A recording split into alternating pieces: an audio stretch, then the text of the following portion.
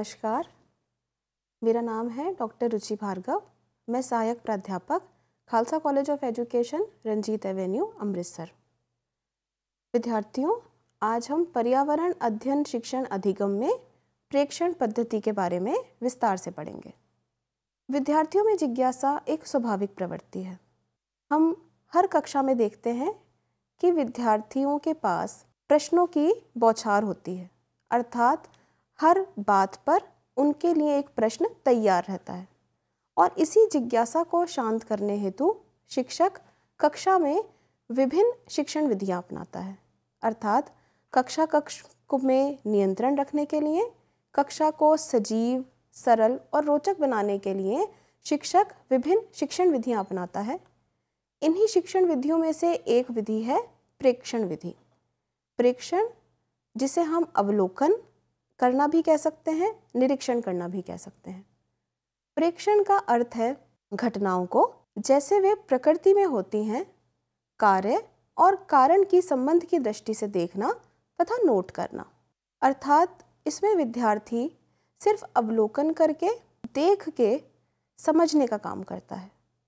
एक साधारण सा उदाहरण, जैसे हम प्राथमिक स्तर पर विद्यार्थियों को दिन और रात कैसे बनते हैं ये सिर्फ अवलोकन करने के लिए अगर उन्हें दें तो वे सरलता से अवलोकन करके बता सकते हैं कि जब सूर्य उदय होता है उसके साथ दिन, और जब सूर्य अस्त होता है उसी के साथ रात शुरू हो जाती है।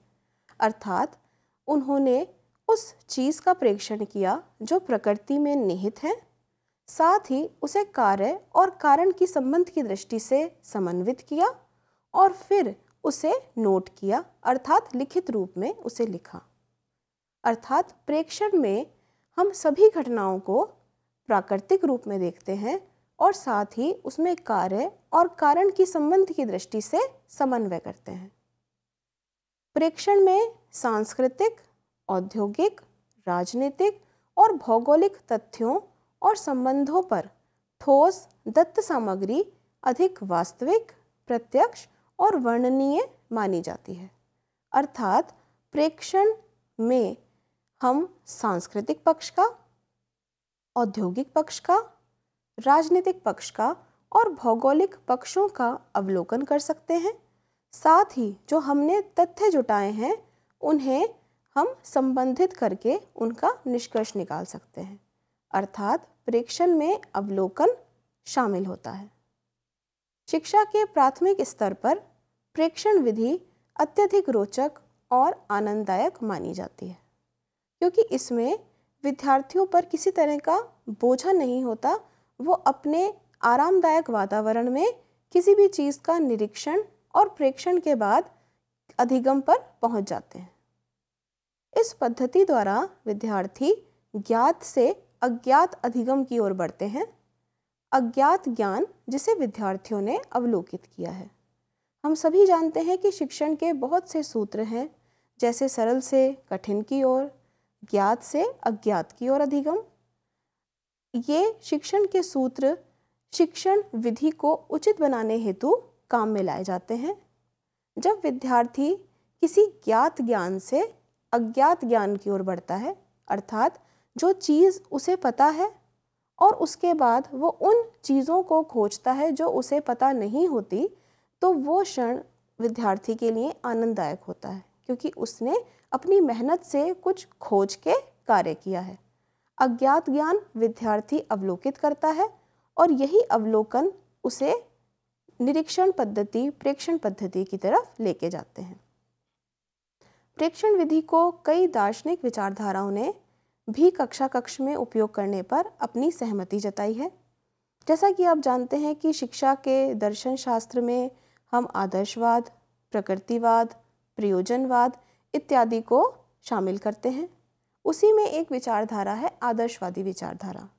आदर्शवादी विचारधारा के समर्थक पेस्टोलॉजी ने प्रेक्षण विधि को शिक्षण प्रक्रिया में सम्मिलित करने का समर्थन किया है। अर्थात वो मानते हैं कि जब कक्ष में विद्यार्थी के समक्ष प्रेक्षण विधि रखी जाती है तो विद्यार्थी अधिगम सरल और सुचारू रूप से कर सकते हैं। दर्शन शास्त्र की प्रकृतिवादी विचारधारा भी ज्ञानेंद्रियों को ज्ञान का आधार मानती है। ज्ञानेंद्रियों के माध्यम से प्राप्त किया गया ज्ञान चिरस्थायी होता है, अर्थात एक बार आप जिस चीज़ को अवलोकित कर लेते हैं, देख लेते हैं, उसकी स्मृति हमेशा आपके मस्तिष्क पटल पर बन जाती है। या आप जिन चीज़ों को सुन लेते हैं वो भी चीज़ें आपको कई साल तक याद रह सकती हैं। इसी तरह से प्रकृतिवादी विचारधारा ज्ञानेंद्रियों को ज्ञान का आधार मानती है। प्रकृतिवादी विचारधारा के समर्थक जैसे महात्मा गांधी, रूसो, टैगोर इत्यादि विद्यार्थी के अधिगम हेतु प्रेक्षण विधि को सर्वोत्कृष्ट मानते हैं। प्रकृतिवादी विचारधारा प्रकृति से संबंध रखती है और ये कहती है कि प्रकृति के अधीन किया गया अधिगम ही सर्वश्रेष्ठ अधिगम है।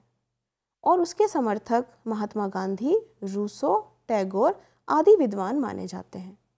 ये सारी प्रकृतिवादी विचारधारा के समर्थक विद्यार्थियों के अधिगम हेतु प्रेक्षण विधि को सर्वोत्कृष्ट मानते हैं।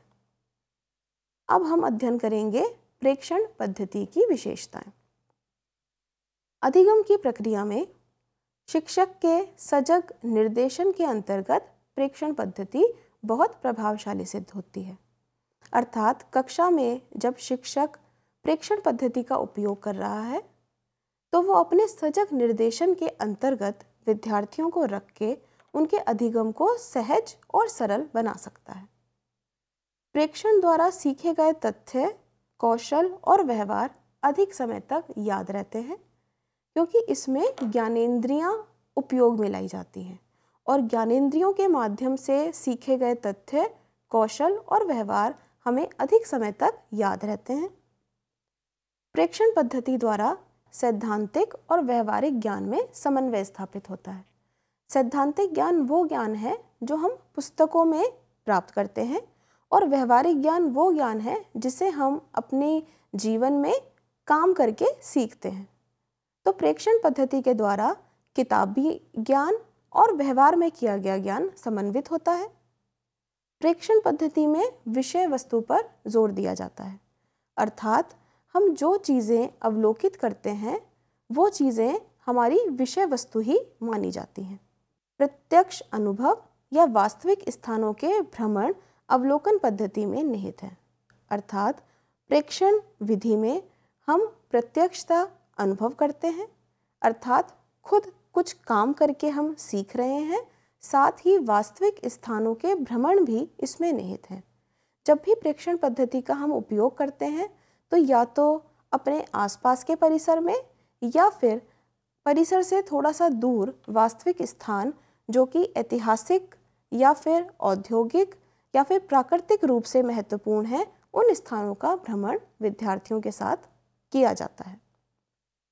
अब हम सीखेंगे कि पर्यावरण में अध्ययन शिक्षण में प्रेक्षण पद्धति के उदाहरण कौन कौन से हैं, अर्थात हम पर्यावरण अध्ययन शिक्षण में प्रेक्षण पद्धति किस तरह से उपयोग में ला सकते हैं। प्राथमिक स्तर पर हम ऐसी कई प्रकरणों को प्रेक्षित करा सकते हैं जो विद्यार्थी के आसपास ही मौजूद हैं, जैसे कि परिवार, उनके सदस्यों की भूमिका, पेड़ पौधे, पशु पक्षी इत्यादि की विशेषताएं, उनके पंखों की विशेषता या आपस में उनकी समानताएं और विषमताएं, साथ में समाज, सामाजिक मूल्य और पारिवारिक मूल्य। समाज में सामाजिक मूल्यों का महत्व, परिवार में पारिवारिक मूल्यों का महत्व, परिवार में विभिन्न सदस्य और उन सदस्यों की विभिन्न भूमिका। उन भूमिकाओं को विद्यार्थी अवलोकित करेगा, उनका प्रेक्षण करेगा और फिर उससे संबंधित सामग्री को एकत्रित करेगा। इसके अलावा हम प्राकृतिक संसाधनों का दोहन, उनसे संबंधित प्रदूषण, प्राकृतिक साधन, उनका संरक्षण और संचार साधनों का भी अवलोकन विद्यार्थियों को करा सकते हैं। प्रदूषण एक आम समस्या है जिसमें हम जल प्रदूषण, मृदा प्रदूषण, ध्वनि प्रदूषण इत्यादि ले सकते हैं। हम आसपास के जलाशय या नदियों पर विद्यार्थियों को प्रेक्षण करा सकते हैं कि किस तरह ये नदियाँ या तालाब गंदे हो रहे हैं, उसके पीछे क्या कारण है, तो विद्यार्थी स्वयं अवलोकित करके ये देख पाएंगे कि जो जल प्रदूषण है उसका प्रमुख कारण है कारखानों से निकलने वाला गंदा कचरा, या फिर आसपास के लोग जो वहाँ आके नहाते हैं, अपने मवेशियों को नहलाते हैं, उसके कारण भी जल प्रदूषण होता है। इसके अलावा जो प्राकृतिक संसाधन हैं वो हमें क्या प्रदान करते हैं और उनका दोहन हम किस तरह कर रहे हैं, साथ में उनका संरक्षण हमें किस तरह करना है, ये सब चीज़ें बच्चों को अवलोकित कराई जा सकती हैं। प्राथमिक स्तर पर हम संचार साधनों के बारे में भी विद्यार्थियों को प्रेक्षण करा सकते हैं। अगर हम पुरातात्विक स्रोतों की बात करें तो हम प्राथमिक स्तर पर हमारे अतीत, पुरातात्विक साधन, ऐतिहासिक इमारतें और उनकी सार संभाल, इनका भी प्रेक्षण विद्यार्थियों को करा सकते हैं। विद्यार्थी इन ऐतिहासिक इमारतों को अवलोकित करके उनकी स्थापत्य कला, उनकी साज सज्जा, उनके संरक्षण इत्यादि की जानकारी प्राप्त कर सकते हैं। अब हम पढ़ेंगे प्रेक्षण पद्धति के प्रकार। प्रेक्षण पद्धति को हम दो भागों में विभक्त कर सकते हैं, पहला नियंत्रण के आधार पर और दूसरा सहभागिता के आधार पर। नियंत्रण के आधार पर अर्थात इसमें शिक्षक का नियंत्रण विद्यार्थियों पे कितना है, इस आधार पर हम इसे 3 भागों में विभक्त कर सकते हैं। नियंत्रण के आधार पर प्रेक्षण पद्धति के 3 प्रकार हैं, पहला सरल तथा अनियंत्रित विधि, दूसरा व्यवस्थित अथवा नियंत्रित विधि और तीसरा आयोजित प्रेक्षण। सरल और अनियंत्रित विधि में हम स्कूल या कक्षा के आसपास के परिसर का प्रेक्षण विद्यार्थियों से करा सकते हैं और ये प्रेक्षण सरल माना जाएगा क्योंकि इसमें किसी तरह का नियोजन की आवश्यकता नहीं है और शिक्षक के नियंत्रण की भी कमी इसमें मानी जाएगी क्योंकि विद्यार्थी अपने कक्षा के आसपास के परिसर को आसानी से अवलोकित कर सकते हैं, अर्थात इसमें शिक्षक का नियंत्रण ना के बराबर होता है। दूसरा प्रकार है व्यवस्थित अथवा नियंत्रित।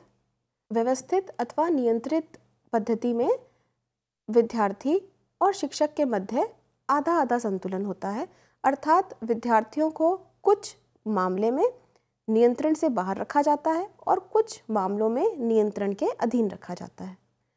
तीसरा प्रकार है आयोजित प्रेक्षण। आयोजित प्रेक्षण 1 दिन का या 2 दिन का भी हो सकता है, जिसमें शिक्षक को संपूर्ण योजना आयोजित करनी है, जिसमें शैक्षिक भ्रमण भी सम्मिलित होता है।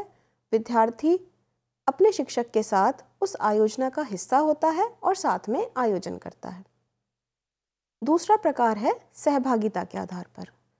सहभागिता इसमें विद्यार्थी और शिक्षक की सहभागिता के आधार पर प्रेक्षण पद्धति को हम 3 भागों में विभक्त कर सकते हैं, पहला सहभागी प्रेक्षण, दूसरा असहभागी प्रेक्षण और तीसरा सामूहिक प्रेक्षण। सहभागी प्रेक्षण में विद्यार्थी और शिक्षक दोनों एक दल के रूप में कार्य करते हैं, एक समूह के रूप में कार्य करते हैं और साथ में ज़रूरत पड़ने पर शिक्षक विद्यार्थियों को दिशा निर्देश प्रदान करता है। असहभागी प्रेक्षण में विद्यार्थी सरल और अनियंत्रित रूप से प्रेक्षण करते हैं, जैसा कि कक्षा के आसपास या फिर विद्यालय के आसपास के परिसर का। और तीसरा प्रकार है सामूहिक प्रेक्षण। सामूहिक प्रेक्षण में विद्यार्थियों के विभिन्न समूहों का निर्माण होता है और उन समूहों को दिशा निर्देश प्रदान करने के लिए शिक्षक एक दिशा निर्देशक की भूमिका निभाता है। अब हम चर्चा करेंगे प्रेक्षण पद्धति के चरण। प्रेक्षण पद्धति को कक्षा में स्थापित करने के लिए उसके विभिन्न चरण माने गए हैं, जिसमें प्रथम चरण है योजना बनाना। किसी भी कार्य को शुरू करने से पहले उसकी योजना बनाना बहुत ही महत्वपूर्ण है और प्रेक्षण पद्धति का भी उपयोग करते समय शिक्षक को योजना बनानी होगी। इस योजना में वो विभिन्न तरह के कार्य करेगा, जिसमें सबसे पहले प्रेक्षण कहाँ का कराना है, किस जगह का कराना है, अगर वो जगह ऐसी है जिसकी पूर्व अनुमति लेने की आवश्यकता है तो वो पूर्व अनुमति लेगा। साथ ही प्राधान्य अध्यापक से पूर्व अनुमति, विद्यार्थियों के माता पिता से पूर्व अनुमति, साथ ही उसके स्रोत क्या क्या होंगे, ये सब चीज़ें उसकी योजना का एक हिस्सा हैं। योजना अगर सही तरीके से बनेगी तो उसका क्रियान्वयन भी उतने ही अच्छे तरीके से होगा। योजना बनाने के बाद शिक्षक विद्यार्थियों को वास्तविक प्रेक्षण के लिए लेके जाता है, अर्थात अब वास्तविक रूप से, व्यवहारिक रूप से विद्यार्थी अवलोकन करेगा। विद्यार्थी अवलोकन करने के पश्चात अपनी रिपोर्ट भी लिखेगा और उसके बाद प्रेक्षण कार्य का विश्लेषण और व्याख्या भी करेगा। प्रेक्षण कार्य के विश्लेषण में प्रेक्षण में क्या क्या चीज़ें आपने अवलोकित करी हैं, उसमें आपने क्या समानताएं और विषमता पाई हैं, उन सब को व्याख्यात्मक रूप से आपने लिखना है। इसके पश्चात प्रेक्षण पद्धति का अंतिम चरण है उसका सामान्यीकरण करना। सामान्यीकरण करने में विद्यार्थी और शिक्षक दोनों समान रूप से अपनी भूमिका निभाएंगे। विद्यार्थी शिक्षक को अपनी रिपोर्ट प्रस्तुत करेगा और उसके पश्चात शिक्षक उसका सामान्यीकरण करके निष्कर्ष निकालेगा और प्रेक्षण पद्धति से विद्यार्थियों ने क्या अधिगम किया और उसका क्या सारांश निकला, ये भी शिक्षक लिखित रूप में विद्यार्थियों को बताएगा। इसके पश्चात हम पढ़ेंगे प्रेक्षण पद्धति के लाभ। प्रेक्षण पद्धति व्यक्तिगत विभिन्नताओं पर आधारित है। हम जानते हैं कि प्रत्येक विद्यार्थी अपने आप में अनूठा है, अद्वितीय है और अपनी व्यक्तिगत विभिन्नताएं उसमें शामिल हैं। व्यक्तिगत विभिन्नताओं का अर्थ है कि कुछ विद्यार्थी देख के सीखते हैं, कुछ विद्यार्थी पढ़ के सीखते हैं और कुछ विद्यार्थी स्वयं कार्य करके सीखते हैं। प्रेक्षण पद्धति व्यक्तिगत विभिन्नताओं के सिद्धांत पर आधारित है, जिसमें हर विद्यार्थी अपनी स्वयं की प्रतिभा, अपने स्वयं की रुचि के अनुसार सीखता है। अतः प्रेक्षण पद्धति में प्रत्येक विद्यार्थी कुछ न कुछ अधिगम प्राप्त करता है। प्रेक्षण पद्धति का दूसरा लाभ है व्यक्तिगत संलग्नताओं के सिद्धांत का अनुसरण करती है। प्रेक्षण पद्धति व्यक्तिगत संलग्नताओं के सिद्धांत का अनुसरण कैसे करती है, क्योंकि इसमें हर विद्यार्थी की अपनी खुद की भूमिका होती है, उसका खुद का उत्तरदायित्व होता है और वो संलग्न रह के पूरी प्रेक्षण पद्धति का हिस्सा बनता है और साथ में अधिगम करता है। प्रेक्षण पद्धति विद्यार्थियों में स्व अध्याय की भावना विकसित करती है। स्व अध्याय का अर्थ है खुद पढ़ के कुछ नई चीज़ें ढूंढनी, खोजनी या फिर उसका अवलोकन करना। और प्रेक्षण पद्धति के द्वारा विद्यार्थी विभिन्न विषयों के बारे में जानकारी प्राप्त करता है, साथ ही स्व अध्याय की भावना भी विकसित करता है। प्रेक्षण पद्धति में प्रकृति को यथार्थ रूप में देखने का अवसर मिलता है। जैसे कि हमने उदाहरण जब प्रस्तुत किए पर्यावरण अध्ययन शिक्षण अधिगम में, तो हमने देखा कि प्राकृतिक मूल्य, प्राकृतिक संसाधन, प्राकृतिक संसाधनों का दोहन इत्यादि विषय हम प्राथमिक स्तर पर विद्यार्थियों को पढ़ा सकते हैं। प्रेक्षण पद्धति के द्वारा प्रकृति को यथार्थ रूप में देखने का अवसर भी विद्यार्थियों को प्राप्त होता है। प्रेक्षण पद्धति के माध्यम से विद्यार्थी बाहरी वस्तुओं, प्रकृति और विभिन्न परिस्थितियों के संपर्क में आता है। अर्थात विद्यार्थी प्रेक्षण पद्धति के द्वारा अपने कक्ष से बाहर निकल के प्रकृति, साथ ही प्रकृति से संबंधित चीज़ें और सामाजिक, आर्थिक, राजनीतिक, मनोवैज्ञानिक विभिन्न विचारों के संपर्क में आता है।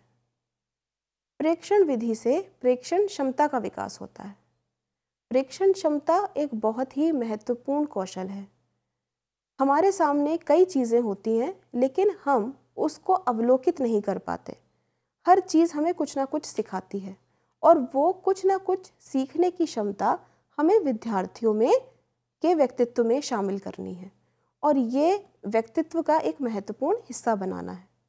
इसीलिए हम प्रेक्षण पद्धति का उपयोग करते हैं ताकि विद्यार्थी की प्रेक्षण क्षमता का, अवलोकन करने की क्षमता का विकास हो सके और वो आगे आने वाले अपने जीवन में प्रेक्षण को अपने जीवन का हिस्सा बना सके। प्रेक्षण पद्धति के द्वारा शिक्षक और छात्रों के मध्य मधुर और प्रगाढ़ संबंधों का विकास होता है, क्योंकि हमने कहा कि इसमें विद्यार्थी और शिक्षक सहभागी होकर सीखते हैं, समूह के रूप में काम करते हैं। अतः शिक्षक और छात्रों के मध्य मधुर और प्रगाढ़ संबंधों का विकास होता है।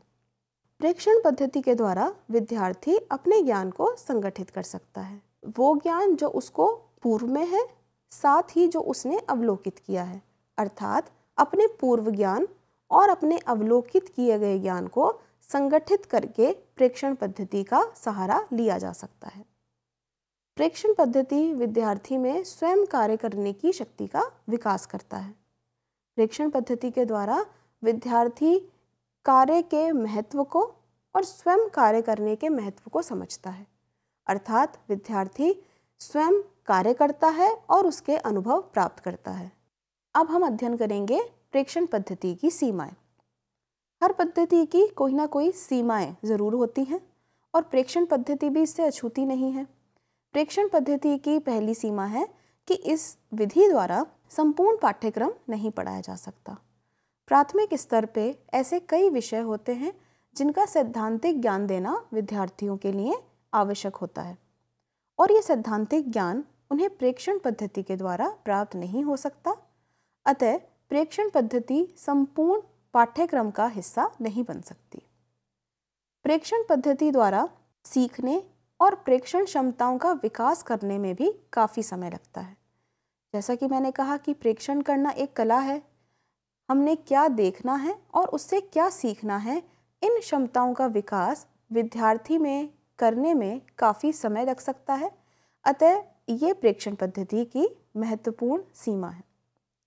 प्रत्येक विद्यार्थी के लिए उपयुक्त नहीं।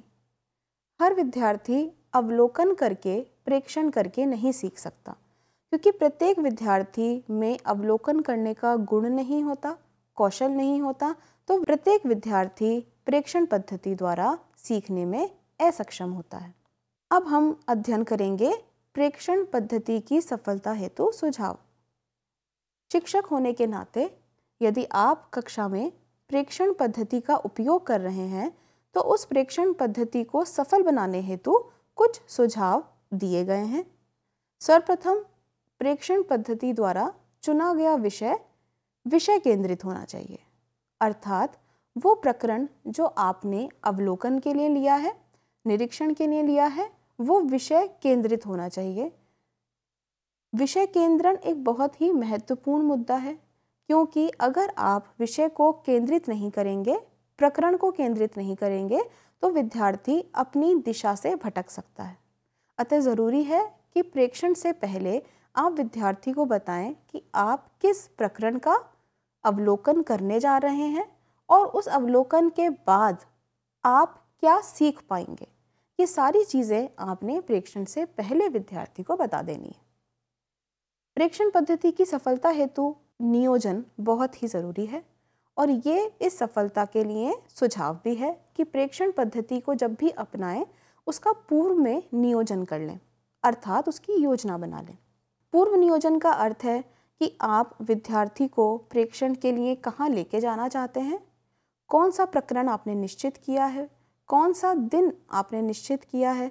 अगर उसके लिए पूर्व में अनुमति लेने की ज़रूरत है तो वो आपने ली है या नहीं ली है, किस विद्यार्थी को आपने कौन सा कार्य सौंपना है, ये चीज़ भी प्रेक्षण पद्धति का हिस्सा है और ये सारी चीज़ें नियोजन के अंतर्गत आएंगी।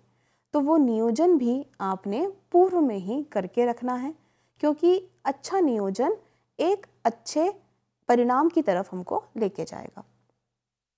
प्रेक्षण पद्धति की सफलता हेतु प्रेक्षण का उद्देश्य निश्चित होना चाहिए, अर्थात पहले से ही उसका उद्देश्य निर्धारित कर लें कि हमने प्रेक्षण के दौरान क्या क्या सीखना है और किन चीज़ों को अवलोकित नहीं करना। एक निश्चित उद्देश्य लेकर प्रेक्षण करना है। प्रेक्षण पद्धति में निरंतरता और समयबद्धता बहुत ही महत्वपूर्ण है। निरंतरता का अर्थ है कि प्रेक्षण निरंतर होना चाहिए, अर्थात उसमें बीच में कहीं भी बाधा ना आए, अगर आपका प्रेक्षण 3 दिनों का है तो 1 दिन करके 2 दिन बीच में खराब नहीं करने हैं। आपने निरंतर विद्यार्थियों से अवलोकन करने के लिए कहना है। साथ ही समयबद्धता। समयबद्धता का अर्थ है कि आपने समय सीमा निर्धारित कर देनी है कि प्रेक्षण कितने मिनट का, घंटे का या दिनों का हो सकता है। कुछ प्रकरण ऐसे हैं जो 1 दिन में प्रेक्षित हो सकते हैं, तो कुछ प्रकरण ऐसे हैं जिनको काफ़ी समय लग सकता है। ये समय सीमा आपने निर्धारित करनी है और उस समय सीमा के बाद का समय आपने अपने विद्यार्थियों को नहीं देना। समय में विद्यार्थियों को बांध के रखना है। प्रेक्षण भिन्न और प्राकृतिक परिस्थिति में शिक्षक को कराना चाहिए, अर्थात जब भी प्रेक्षण विधि का आप उपयोग करें उसे भिन्न परिस्थिति में, जो कि आम परिस्थिति से भिन्न हो, लेकिन प्राकृतिक परिस्थिति में आपने प्रेक्षण के लिए अपने विद्यार्थियों को एकत्रित करना है। इसके बाद लिखित लेखा जोखा भी एक महत्वपूर्ण कार्य है। लिखित लेखे जोखे का अर्थ है कि आपने योजना बनाने से लेकर उसके सारांश तक हर चीज़ को लिखित रूप में रखना है। इसके 2 फायदे हो सकते हैं। पहला, आपको पता होगा कि आपने क्या क्या कार्य किया और उसका क्या सारांश निकला। दूसरा, आगे आने वाले विद्यार्थी उसको देख के एक योजना बना सकते हैं कि जो पूर्व में कार्य किया गया है उसमें और क्या चीज़ें हम जोड़ सकते हैं। दत्त सामग्री का समन्वय भी बहुत महत्वपूर्ण है प्रेक्षण पद्धति में, अर्थात दत्त सामग्री जो आपने जुटाई हैं उनको समन्वित करके आपने उनका सारांश भी बनाना है। विद्यार्थियों, अब हम पढ़ेंगे प्रेक्षण पद्धति में शिक्षक की भूमिका। हर पद्धति में शिक्षक की एक महत्वपूर्ण भूमिका होती है। शिक्षक को बहुत सारी भूमिकाएं निभानी पड़ती हैं और प्रेक्षण पद्धति में शिक्षक को भी बहुत सारी भूमिकाएं निभानी हैं। जैसे सबसे प्रथम है नियोजन। जैसे कि मैंने कहा कि अगर आपकी योजना सही है तो आप सफल परिणाम की तरफ बढ़ेंगे। इसी तरह से नियोजन करने में शिक्षक अपनी महत्वपूर्ण भूमिका निभा सकता है। दूसरा, जिज्ञासा की संतुष्टि। हर विद्यार्थी के मन में कोई ना कोई प्रश्न होता है और उस प्रश्न का उत्तर वो आपसे जानना चाहेगा, क्योंकि आप उसके दिशा निर्देशक हैं। इसलिए विद्यार्थियों के मन में जो भी जिज्ञासाएं हैं, जो भी शंकाएं हैं, उनका समाधान शिक्षक होने के नाते आपने करना है। शिक्षक होने के नाते आपने एक काम और करना है, वो है विद्यार्थियों को प्रोत्साहन देना। प्रेक्षण करने के लिए विद्यार्थी को प्रोत्साहन देना बहुत ज़रूरी है। जब तक विद्यार्थी प्रोत्साहित नहीं होगा कार्य करने के लिए, वो प्रेक्षण नहीं कर सकता। और साथ में शिक्षक को समन्वय भी करना है। समन्वय विद्यार्थियों और विद्यार्थियों के बीच में, विद्यार्थी और विभिन्न शिक्षकों के बीच में, विद्यार्थी और प्रधानाध्यापक के बीच में, विद्यार्थी और उसके परिवार के सदस्यों के बीच में, ये सारे समन्वय एक शिक्षक होने के नाते आपने प्रेक्षण पद्धति में करने हैं। तो विद्यार्थियों, आज हमने पर्यावरण अध्ययन शिक्षण अधिगम में प्रेक्षण पद्धति के बारे में पढ़ा। प्रेक्षण, जिसे कि अवलोकन करना या निरीक्षण करना भी कह सकते हैं, ये विद्यार्थी के मानसिक और बौद्धिक पक्ष का तो विकास करती ही है, साथ में उसके संपूर्ण व्यक्तित्व का भी विकास करती है। और शिक्षक होने के नाते आपने अपनी कक्षा में इस विधि का सुचारू रूप से काम करना है, ताकि आपकी कक्षा में रोचकता और रुचि बनी रहे। धन्यवाद।